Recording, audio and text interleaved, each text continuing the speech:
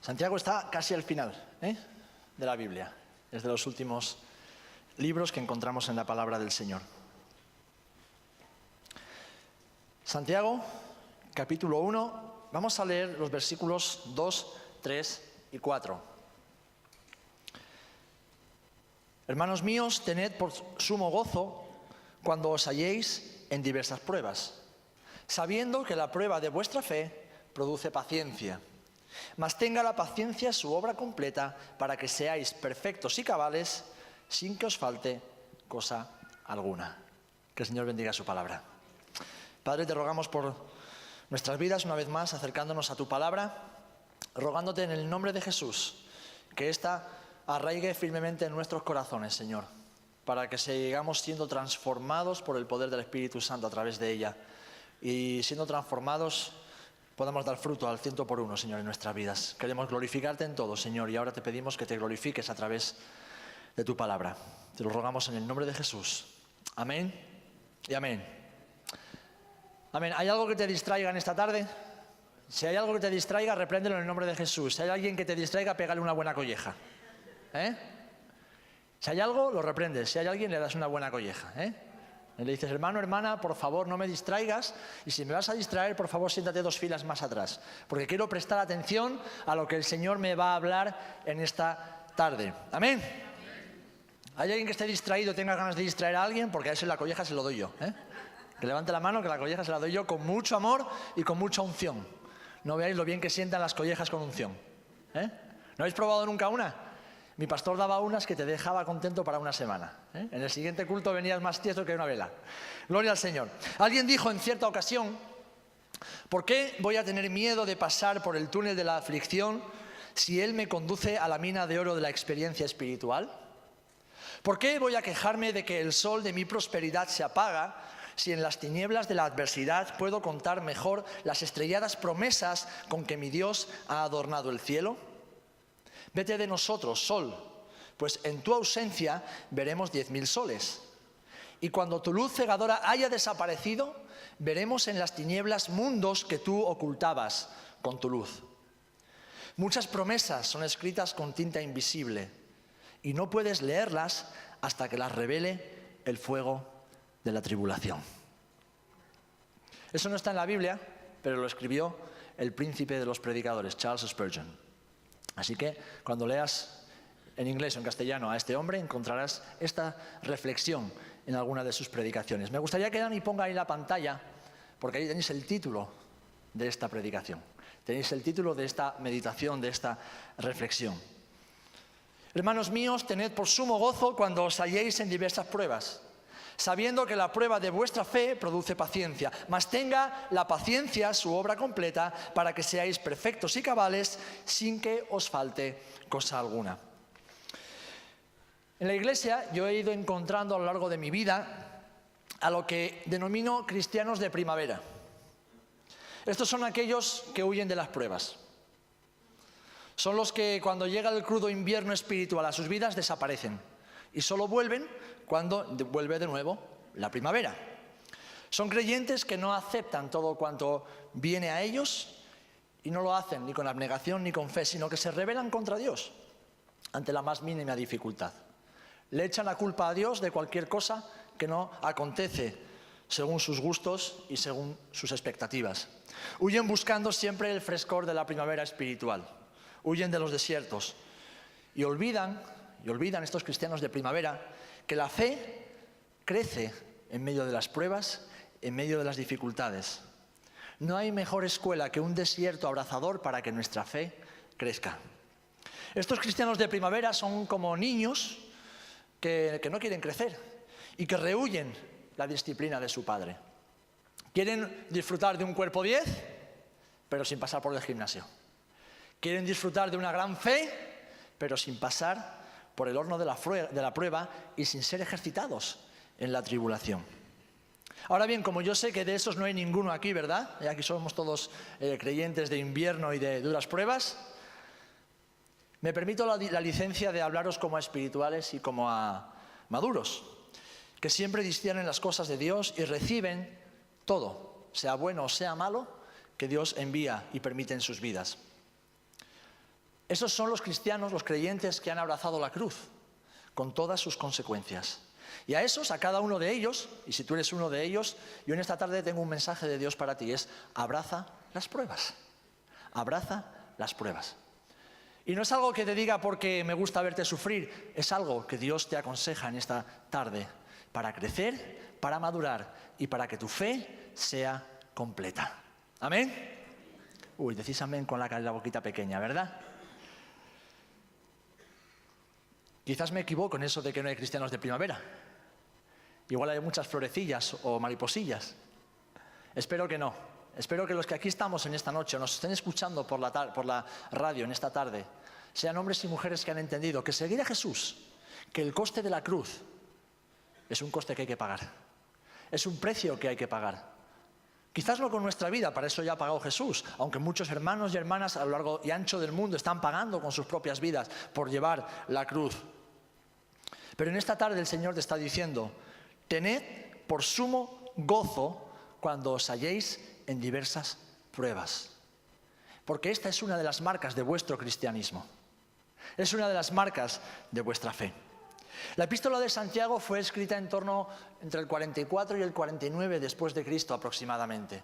Habían pasado unos 15 años más o menos desde que Jesús había muerto, resucitado y ascendido al cielo. Y es una carta pastoral que Santiago le escribe a los judíos que habían creído en el Evangelio de Jesús.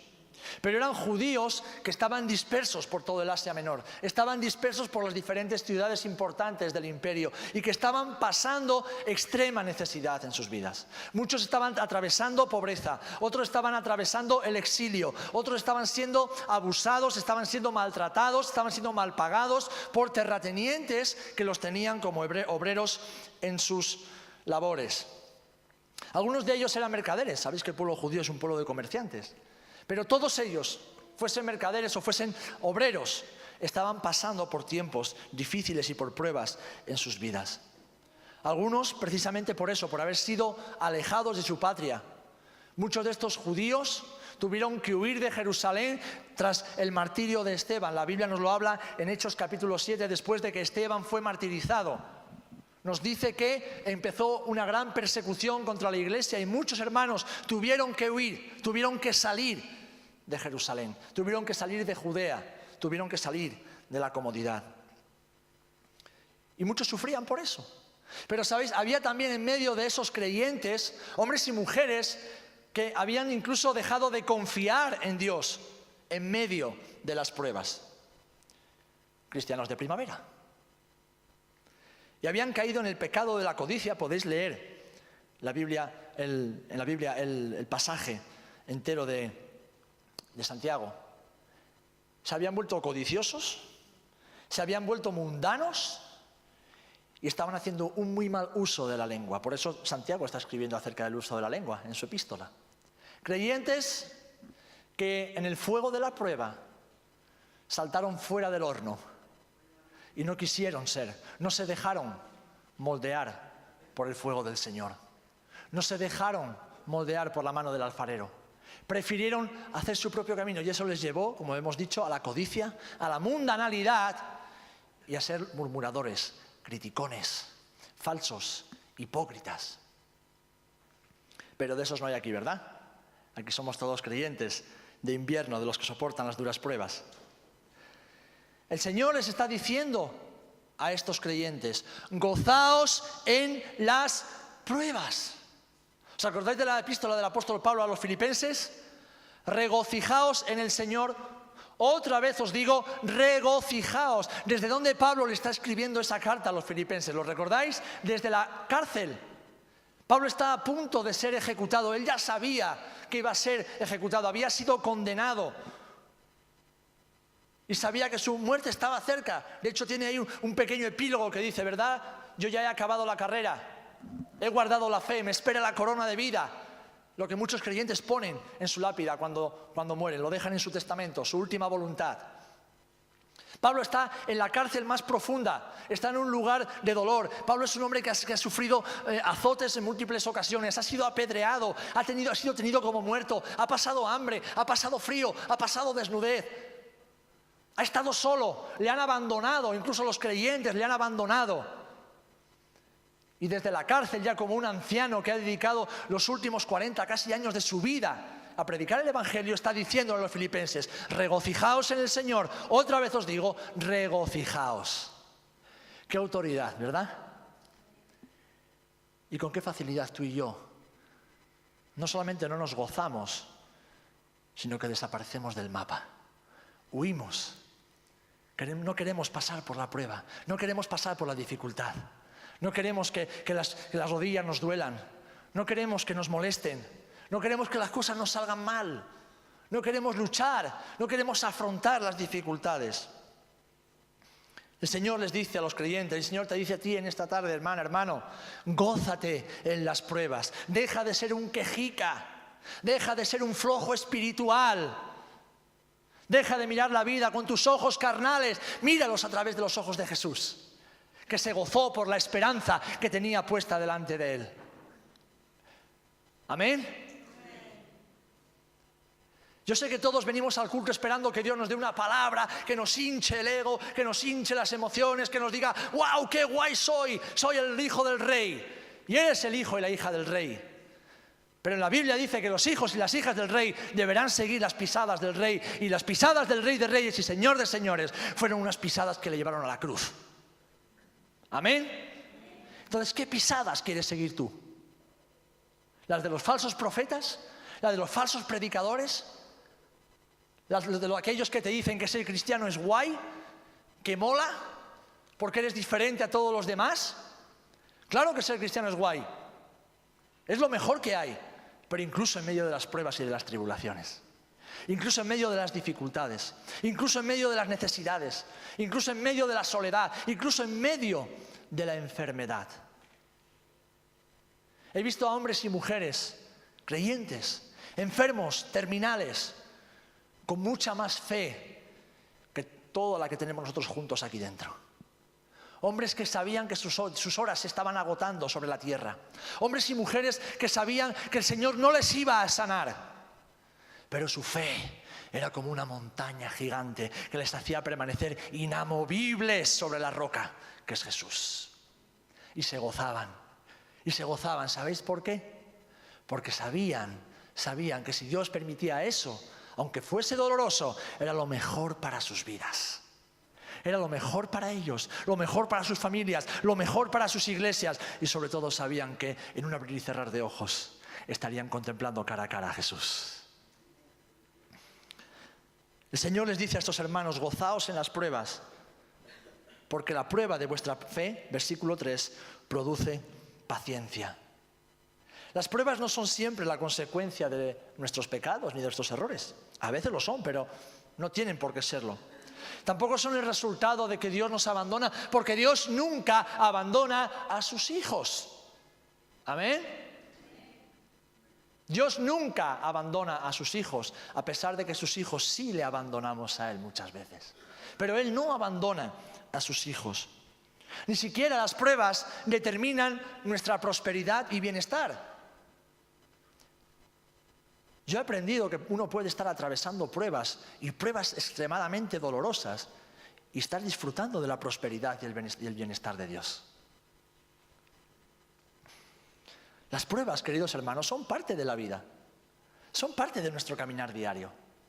Son parte de nuestro seguir a Jesús. Las pruebas son consecuencia de nuestra fe y de nuestro compromiso con el Señor.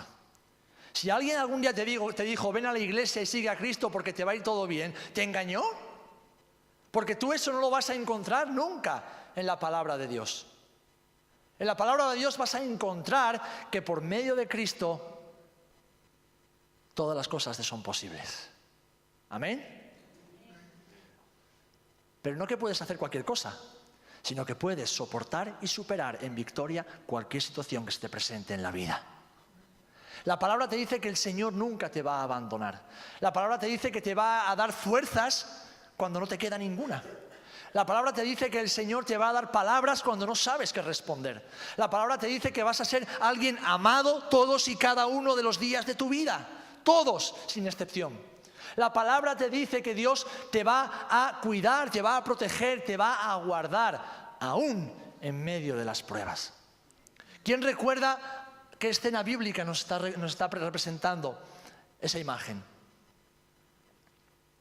Sadrac, Mesac y Abednego. Daniel no estaba, está en el libro de Daniel, pero Daniel no estaba ahí dentro del horno. Sadrac, Mesac y Abednego, 3 amigos de Daniel que fueron echados en el horno de fuego. ¿Y por qué fueron echados en el horno de fuego? ¿Por ser unos grandes pecadores? ¿Por ser unos blasfemos? No, no. Por ser fieles a Dios. Por ser fieles a su Señor. Por ser fieles a su Rey.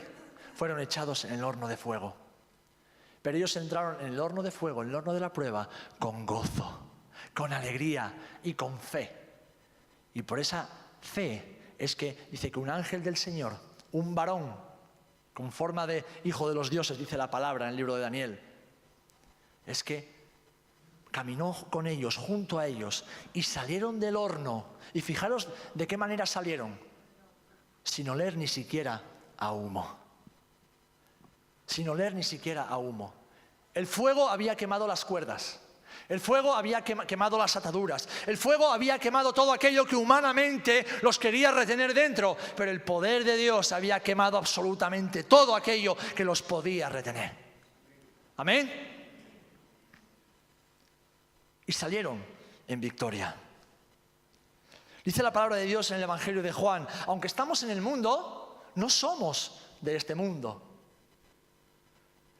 Y un versículo que leía Padre al principio del culto: y así como el mundo no conoció a Jesús, tampoco el mundo nos conocerá a nosotros. Primera de Juan 3:1: mirad cuál amor nos ha dado el Padre para que seamos llamados hijos de Dios. Por esto el mundo no nos conoce, porque no le conoció a Él. Por lo tanto, queridos hermanos, las pruebas son parte de vivir contracorriente en una sociedad que está engañada por el príncipe de este mundo, que es Satanás. ¿Creéis que para un salmón es fácil llegar desde el mar hasta el lugar, lo alto del río, donde tiene que desovar? Tiene que nadar contracorriente dentro de ríos impetuosos. Es más, tienen que saltar incluso cascadas contracorriente. No es fácil. Hay que intentarlo 1 y 1000 veces. Hay que caerse y levantarse 1 y 1000 veces. Pero en todo momento el Señor nos ayudará. Ahora, es ir contracorriente. Es ir en contra de la corriente de este mundo. Es pensar en contra de cómo piensa este mundo. O mejor dicho, pensar a favor o en la dirección de cómo piensa el Rey del universo. Y entonces tenemos consecuencias. Y esas consecuencias muchas veces son las pruebas. Porque las pruebas, queridos hermanos, son las marcas verdaderas de nuestro cristianismo. El cristiano que no atraviesa nunca pruebas no está viviendo un verdadero cristianismo. Es un falso, es un hipócrita. Es alguien que viene por aquí, pasea por aquí, aparentemente le va bien, pero no está viviendo la verdadera fe. Porque la verdadera fe nos mete de cabeza en las pruebas. ¿Por qué? ¿Porque a Dios le gusta que suframos? No, en absoluto. Pero Dios quiere que demos fruto. Dios quiere que demos fruto abundante. Y amigo, amiga, tal y como tú vienes al Señor cuando te conviertes, no puedes dar fruto abundante. Tenemos que ser moldeados, tenemos que ser podados, tenemos que ser trabajados, tenemos que ser vasijas que se hacen y se deshacen 1 y 1000 veces hasta que son vasijas útiles en las manos del Señor. Las pruebas, queridos hermanos, son las marcas de la cruz sobre nosotros. Fijaros hasta qué punto el apóstol Pablo dice: yo llevo en mi cuerpo las marcas de Cristo, por lo tanto dejad de molestarme. Cuando tú llevas las marcas de Jesús, cuando tú atraviesas las pruebas con gozo, con alegría y con fe, nadie vendrá y te podrá decir algo contrario a lo que tú crees u opinas. Déjame, no me molestes. No me voy a defender de lo que tú me dices, pero mira las marcas sobre mi cuerpo. Esas son las marcas de mi cristianismo. Esas son las marcas de mi fe. Esas son las marcas de seguir al Maestro. Algo que el Señor me está enseñando a mí en este tiempo de mi vida es que tengo que abrazar la cruz. Tengo que abrazar la cruz. Muchos de vosotros vivís una vida cristiana mediocre, cutre y de fracaso tras fracaso. ¿Sabéis por qué? Porque queréis arrastrar la cruz. Queréis arrastrar la cruz. Y una cruz que se arrastra pesa, porque se engancha con las piedras, se engancha con los baches, se engancha con las hierbas que hay por el terreno. Pero cuando tú abrazas la cruz, te das cuenta que la cruz no pesa. ¿Sabes por qué? Porque Jesús dijo que su carga es fácil, su yugo es fácil y su carga es ligera. Su carga es ligera. Cuando tú abrazas la cruz, entonces vuelas como las águilas. Entonces vas más allá de tus fuerzas. Porque la cruz te cubre con su sombra en medio del desierto. La cruz te sirve de puente cuando tienes que atravesar acantilados. La cruz te sirve de barca como un madero que te ayuda a cruzar los ríos. La cruz te da dirección. La cruz no pesa, mis amados hermanos. Pero muchas veces, en lugar de abrazarla, como hizo el apóstol Pablo, como hacen tantos hermanos, amados y hermanas en el mundo, queremos arrastrar la cruz.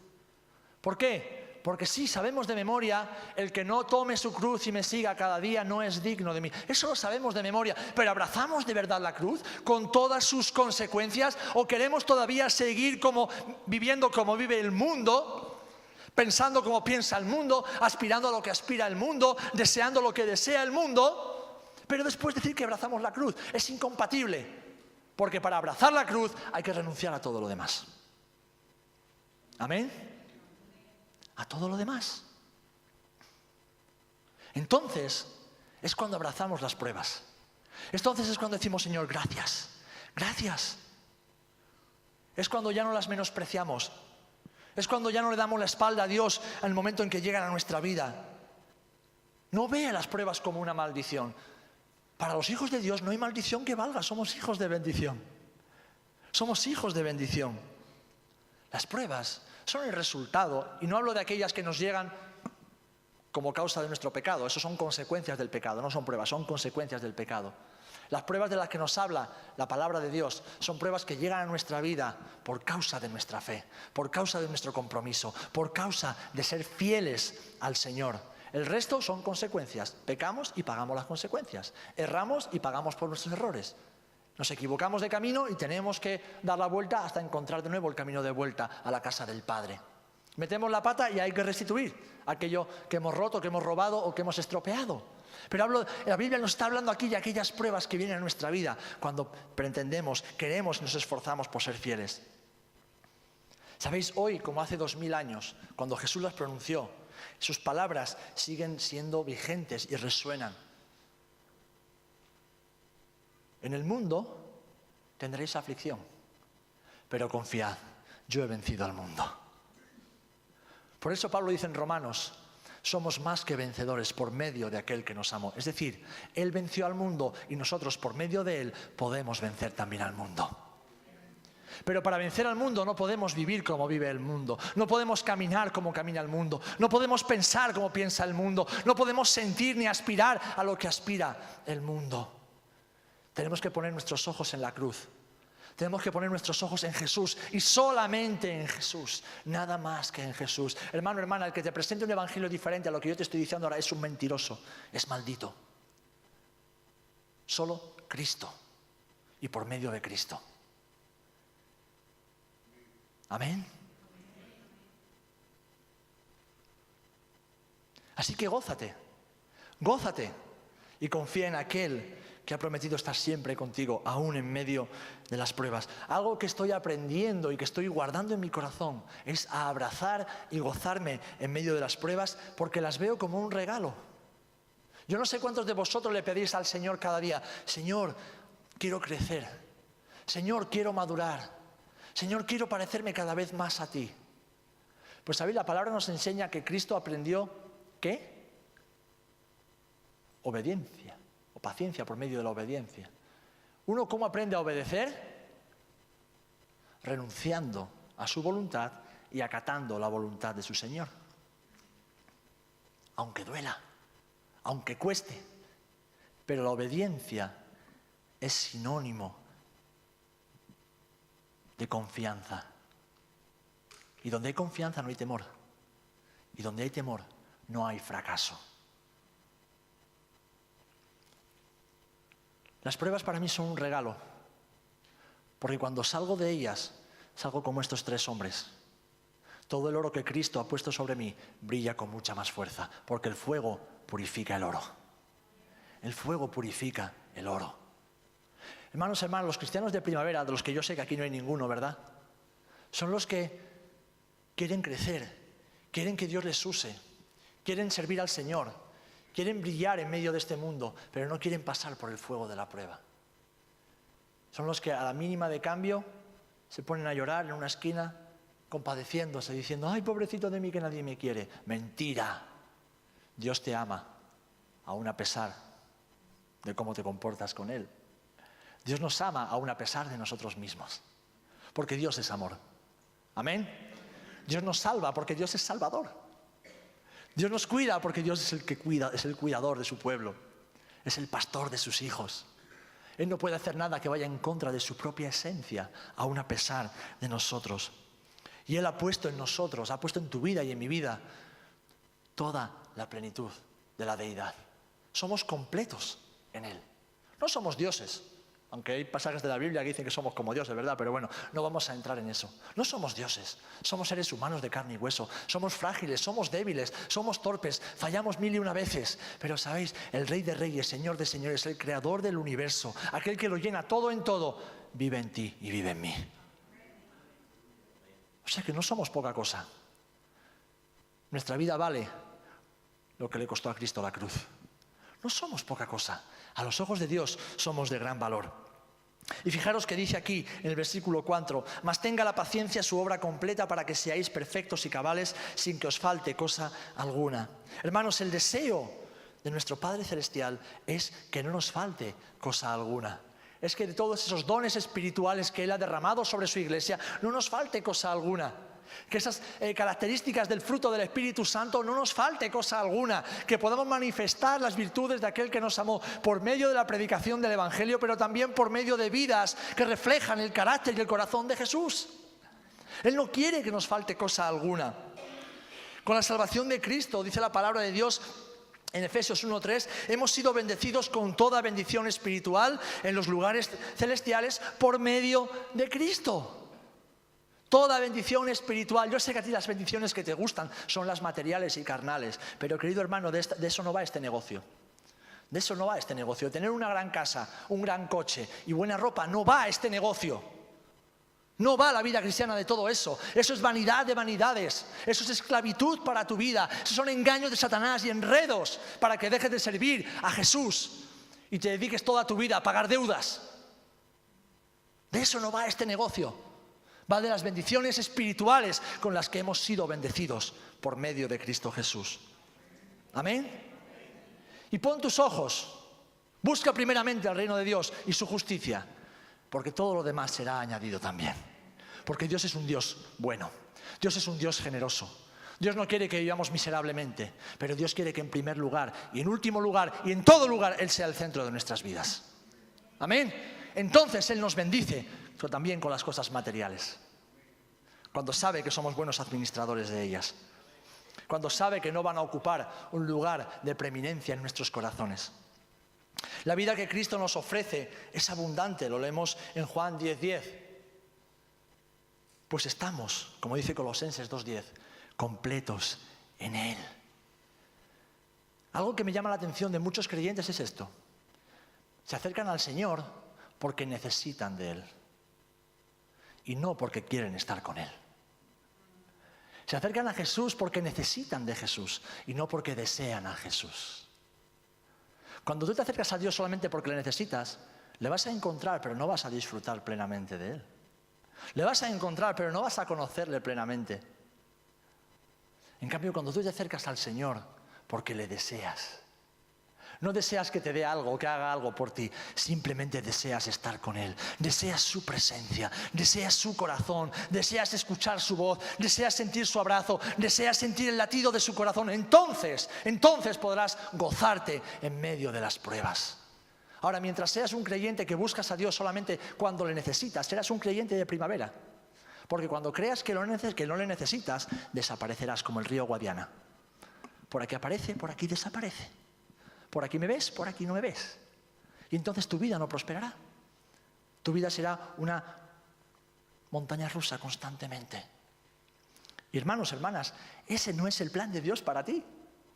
Ese no es el plan de Dios para ti. Dios quiere que cuando estés en la cima más alta, lo tengas todo. Y cuando estés en el valle más oscuro, lo tengas todo también. Ese es el plan de Dios. Pero para eso tienes que comprender que solo en Cristo estamos completos y plenamente completos. ¿Cuántos creéis que todo lo que Dios hace es perfecto? Yo creo que Dios hace todo perfecto, porque Él es perfecto. Y creo que todo lo que Dios hace es bueno, porque Él es bueno. Y además dice la Biblia que para los que le amamos y conforme a su propósito hemos sido llamados, todas las cosas nos son provechosas. Todas, absolutamente todas, son para nuestro provecho. Hermanos, hermanas, las pruebas también. Las pruebas también son buenas para nuestro provecho.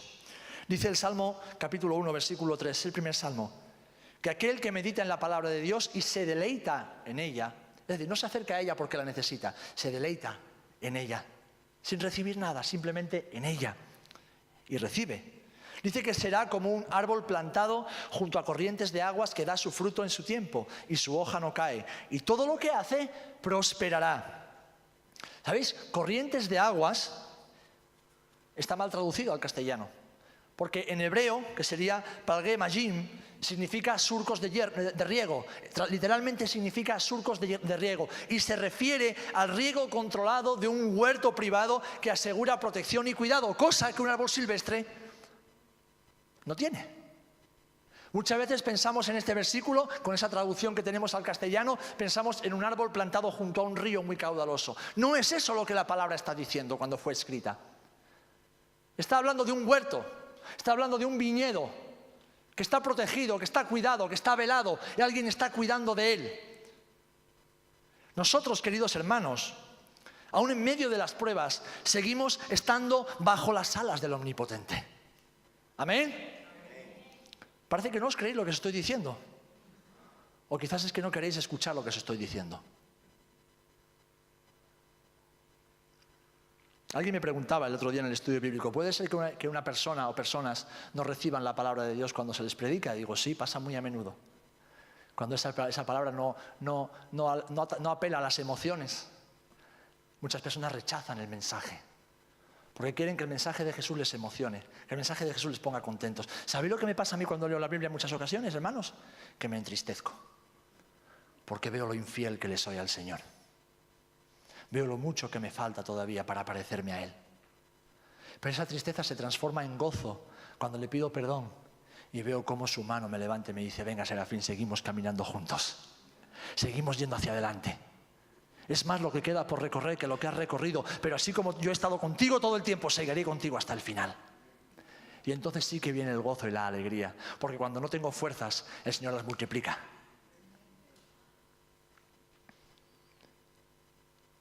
Incluso, hermanos, cuando creemos estar solos, los ojos de Dios velan por nosotros, como una planta que ha sido arraigada junto a un surco de riego.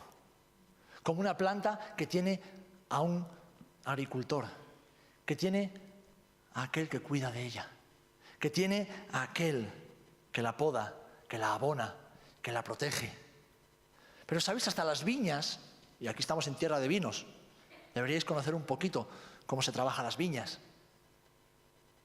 Las viñas, aun estando dentro del viñedo, aun recibiendo todos los cuidados que necesitan para dar un buen vino, tienen que pasar por el medio del calor abrasador del verano.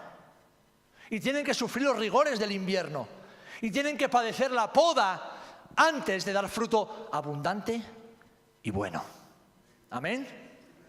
Negligente sería el agricultor que planta las viñas y las deja que crezca a su antojo. Mal agricultor sería y mal vino recogería.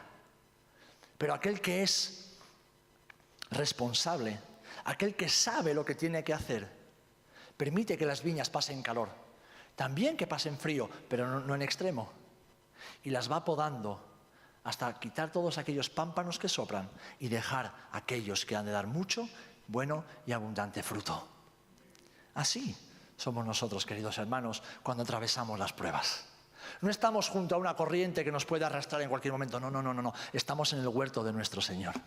Estamos siendo velados, estamos siendo protegidos, estamos siendo vigilados, pero también estamos siendo expuestos a todos aquellos elementos que van a hacer de nosotros plantas que den fruto abundante para su gloria. Por eso el Señor les dice, gozaos en las pruebas, gozaos cuando hace mucho calor, gozaos cuando hace mucho frío. y gozaos cuando las ramas que os sobran son cortadas, porque entonces así podréis dar fruto abundante. Ningún obrero podrá ser jamás aprobado sin ser antes probado. ¿Cuántos queréis servir al Señor aquí? Todos queremos servir al Señor, ¿verdad? ¿Por qué huís de las pruebas entonces, algunos de vosotros? ¿Por qué os distraéis en medio de la prueba? ¿Por qué salís pitando? ¿Por qué rechazáis la corrección del Señor? ¿Por qué no os dejáis disciplinar por vuestro Padre? ¿Vale? Quizás hayas tenido un padre que nunca te ha disciplinado, que siempre te ha dejado hacer lo que te ha dado la gana. O un padre demasiado rígido y estricto que te ha machacado toda tu vida y entonces ahora no aceptas ni lo uno ni lo otro. Pero tu Padre Celestial no es como tu Padre de aquí abajo. Tu Padre Celestial te disciplina porque te ama. Porque si no lo hiciese te tendría por bastardo, como alguien que no está dentro de su huerto, sino un árbol silvestre y por lo tanto que no le pertenece. Déjate disciplinar por el Señor. Déjate castigar por el Señor. Déjate moldear por el Señor. Déjate. ¿Sabéis lo que estoy aprendiendo también en este tiempo de mi vida, mi amado hermano?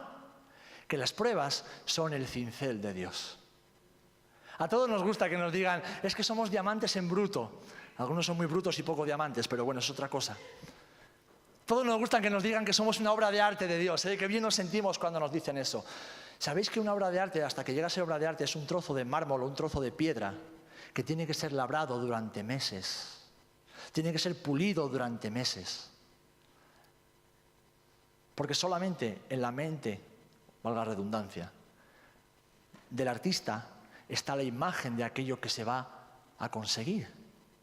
Pero mientras no hay martillo y cincel dándole forma, no hay obra de arte. Yo sé que nos gusta escuchar que somos obras de arte. Claro que somos obras de arte, porque Dios lo hace todo bien. Y lo que Dios está haciendo en ti es maravilloso, es perfecto. Pero quiero recordarte una cosa en esta noche, hermano, hermana. Dios no ha terminado contigo. Dios no ha terminado conmigo. Tiene mucho más por hacer en nuestras vidas. Tiene mucho más. Tiene muchos martillazos que dar. Tiene muchas aristas que quitar. Tiene muchas cosas que limar. Hasta que eso que Él ha diseñado en su corazón sea visto por todos los hombres.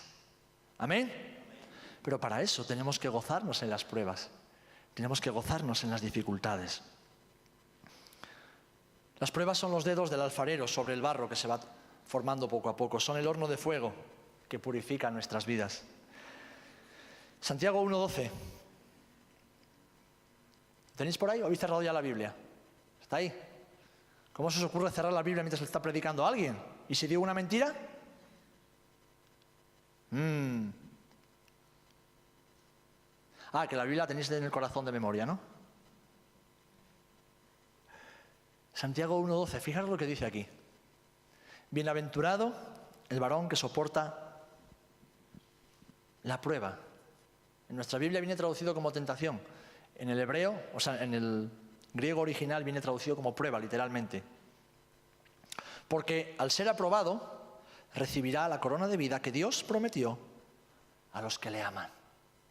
Queridos hermanos, las pruebas son también el preludio de la recompensa divina. Las pruebas son la antesala de aquello que Dios tiene para ti y tiene para mí. Por eso debemos gozarnos en medio de ellas. ¿Cuántos estáis atravesando por pruebas en vuestra vida? No hace falta que levantéis la mano. La queréis levantar, la podéis levantar, estamos en libertad de Dios. ¿Qué tipo de creyentes queremos ser?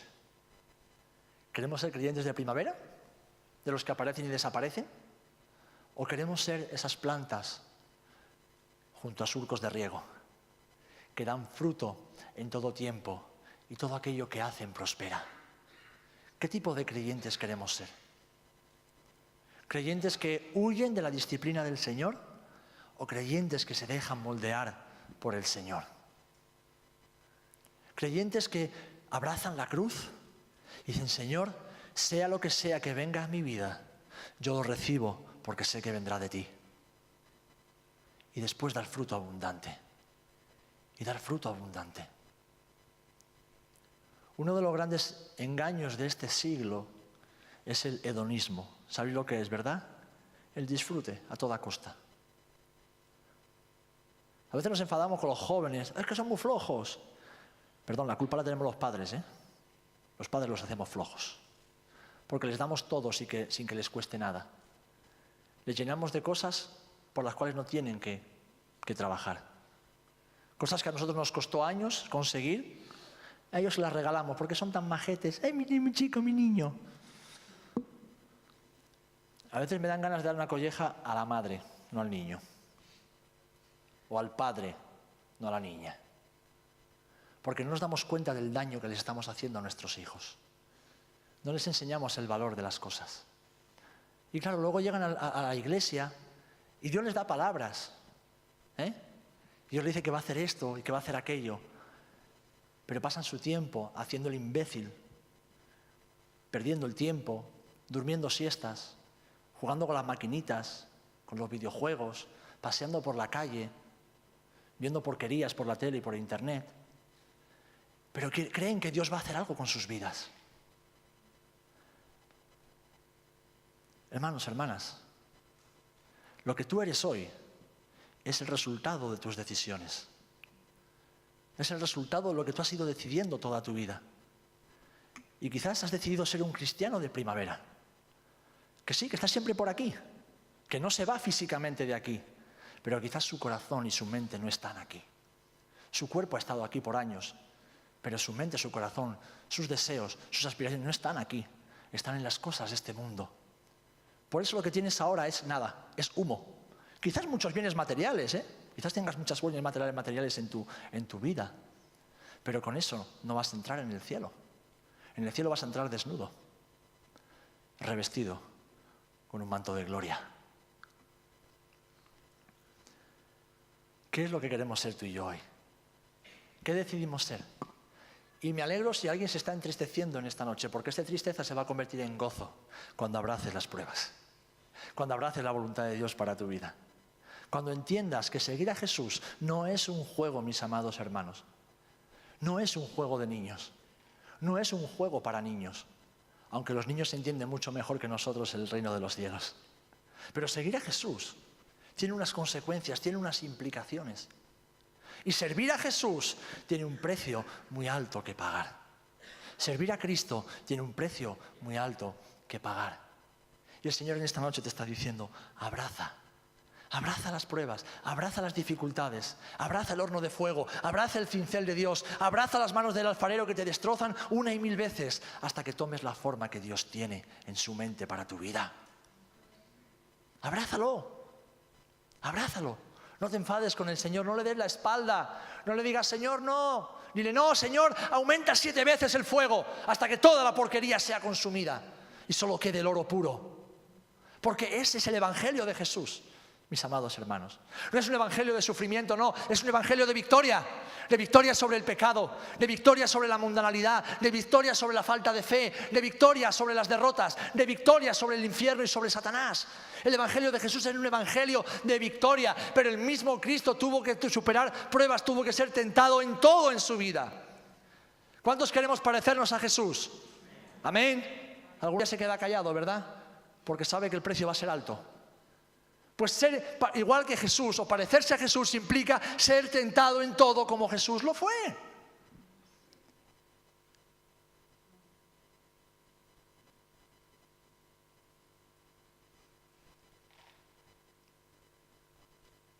Si mañana se desatase una persecución aquí en España, como pasa en muchos lugares, ¿cuántos ibais a quedar aquí? Me incluyo, ¿eh? ¿Cuántos íbamos a quedar aquí? ¿Cuántos valientes de la fe iban a asomar la cabeza y blandir la espada del Evangelio? Piénsalo.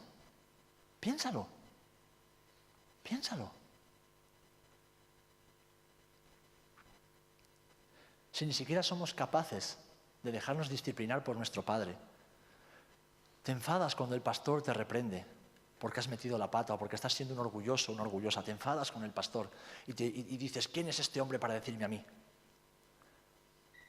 ¿Qué sería de tu vida si hoy en ese momento entrase alguien, como pasa en muchos lugares, en muchas congregaciones en el mundo, y te dijese, renuncia a tu fe en Cristo o te vuelo la tapa de los sesos? ¿Sabéis que eso está pasando en el mundo ahora? ¿Y ha pasado durante muchos años? Renuncia a tu fe en Cristo o este niño que ves aquí, que es tu hijo, me lo cargo ahora mismo. ¿qué harías? ¿Qué haría yo como padre? ¿Dejaría a Dios de ser Dios, de ser bueno? ¿Dejaría a Dios de ser fiel? ¿No abrazaría yo esa prueba por amor a mi Señor? ¿Qué harías?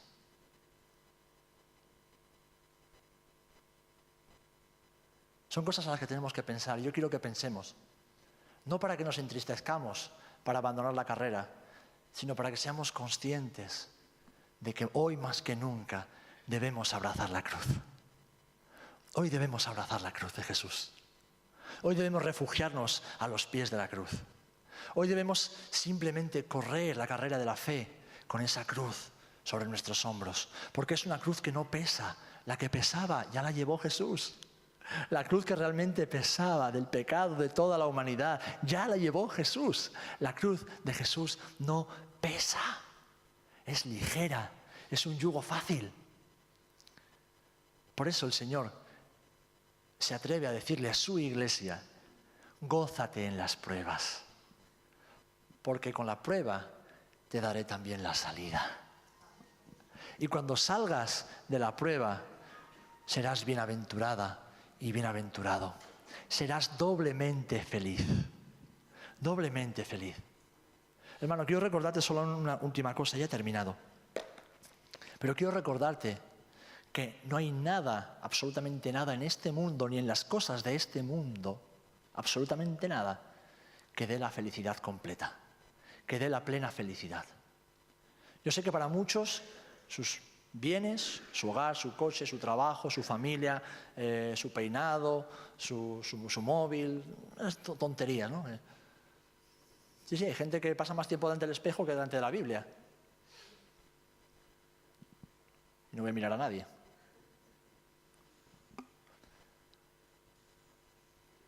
Esas cosas no dan la felicidad.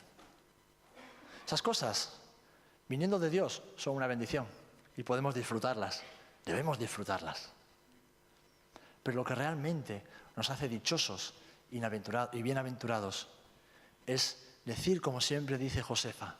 Y Josefa lo dice porque lo ha vivido: todo lo puedo en Cristo que me fortalece. ¿Qué dice Pablo ahí? ¿Que puedo comerme el mundo? ¿Que puedo hacer que llueva polvito de oro aquí y nos hagamos todos ricos? No está diciendo eso Pablo. Pablo está diciendo que puedo soportar cualquier prueba que venga a mi vida porque Cristo es quien me fortalece en medio de ellas. Eso es lo que Pablo está diciendo. Esa es la exégesis correcta de este texto. Y el que te enseñe lo contrario es un mentiroso. O es tan torpe que no interpreta bien la Biblia. Vamos a suavizarlo un poco. Así que, queridos hermanos, queridas hermanas, abrazad las pruebas. Abrazad las pruebas, porque son parte del trato de amor de Dios con tu vida y con mi vida. ¿Amén? Yo espero que te vayas a tu casa, que te pongas de rodillas delante del Señor y digas: wow, qué poco me gusta cómo predica mi pastor. Pero cuánta razón tiene. Pero cuánta razón tiene, porque no me dice nada que no esté en la Biblia.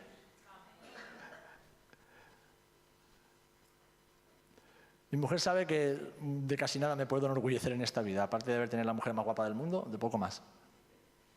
Para mí por lo menos, ¿eh? La tuya es la más guapa para ti.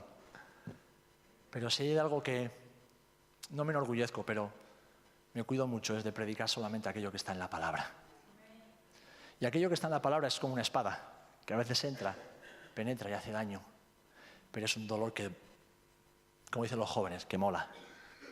Es un dolor que es agradable, porque nos pone de cara al espejo y dice: wow, cuánto el Señor tiene para mi vida, cuánto el Señor tiene para tu vida. ¿Quieres ser grande en el reino de los cielos? Yo quiero ser grande en el reino de los cielos. No sé la parte que me tocará, ni me interesa cómo será la casa que Jesús me prepara, pero yo quiero ser grande en el reino de los cielos, aunque sea muy pequeñito aquí en la tierra. Y para eso lo único que podemos hacer es ser fieles aquí, en esta vida. Amén. Así que, hermano, hermana, no huyas de las pruebas, no las rechaces, no las menosprecies, no le des la espalda a Dios, simplemente abrázalas. Y di: Señor, ¿qué es lo que tú me vas a enseñar en medio de esta prueba? Señor, ¿cuántas cosas me vas a quitar para que el oro que has puesto en mi vida brille en mí? Amén. Vamos a ponernos de pie. Y quiero que sepáis que esta palabra es la antesala de algunas cosas que Dios hará en las vidas de algunos aquí presentes, de algunos que no han venido, que quizás nos están escuchando por la radio.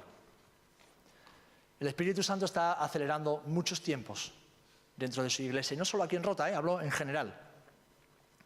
Y cuando el Espíritu Santo acelera los tiempos, desgraciadamente hay muchos que se quedan atrás. Mi función como pastor, o una de mis funciones, es intentar que nadie se quede atrás. Intentar que todos vayamos al ritmo, vayamos al tiempo que el Espíritu Santo nos marca como iglesia. Que cumplamos el propósito y que hagamos aquello para lo cual Dios nos ha diseñado. Y eso pasa muchas veces por abrazar las pruebas, abrazar aquello que Dios nos pone delante y simplemente seguir caminando. Amén.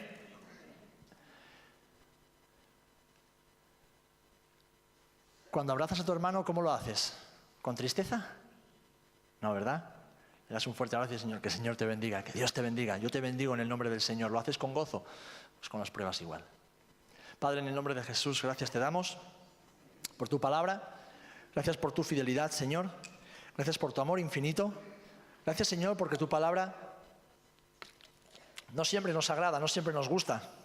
No siempre la comprendemos, mi Dios. Pero tu palabra es aquello que tu iglesia necesita, mi Dios. Señor, te damos gracias porque esta palabra, Señor, quizás para muchos no es algo agradable de escuchar. Pero si tú nos la has dado, Señor, es porque tenemos que recibirla para seguir dando fruto abundante, mi Dios. Te damos gracias porque nos amas tanto, Dios, nos amas tanto, tanto, tanto, tanto, que nunca tiras la toalla a pesar de que tantas veces te damos la espalda. Nunca, Señor, te das por vencido con nosotros. Siempre tienes nuevas oportunidades para nuestras vidas.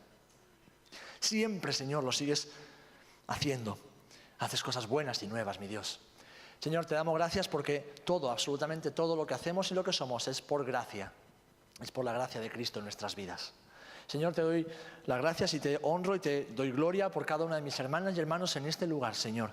Tú sabes el trato por el cual están teniendo que atravesar en este tiempo. Tú sabes, Señor, la dificultad que están teniendo que atravesar en este tiempo, cada uno de ellos, mi Dios, y yo te doy gracias por ello, Señor. Te doy gracias por las pruebas que tú estás trayendo a tu iglesia, porque son pruebas que son antesala también de la bendición que traerá sobre nuestras vidas. Ayúdanos, Señor, a abrazar esas pruebas. Ayúdanos a permanecer en el horno de fuego hasta que toda impureza sea quemada de nuestras vidas, mi Dios.